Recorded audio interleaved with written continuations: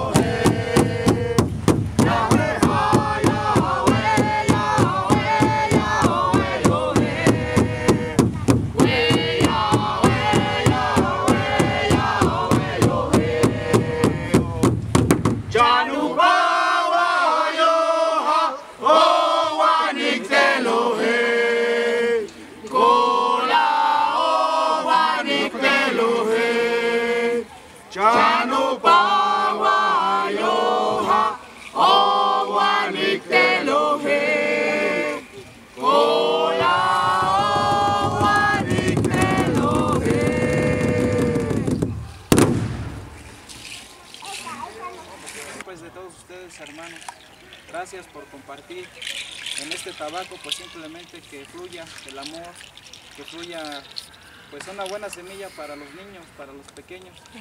Y pues una vez más, ¿no?, en esta tierra solamente un momento nada más, ¿no? Algún día que vayamos con lo sagrado, ¿no?, con el tabaco, con el calmanali, con con el fuego, con el agua, y pues porque algún día nos encontremos allá en el otro lado, ¿no? En el Sagrado Mictlán. Con este tabaco, hermanos, les agradezco de corazón. Gracias. Y que el abuelo Sotecutli pues vaya con bien a donde tenga que ir. Gracias. Esta pipa es la herencia de mi padre hacia mí y hacia ustedes, porque en algún momento yo la voy a tener que entregar, así como él me la entregó.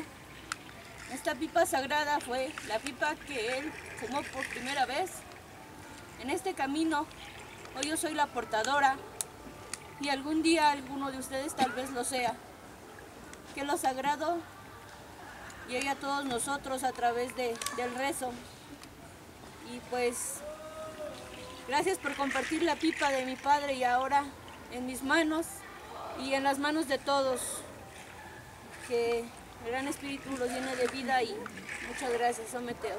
Ometeo.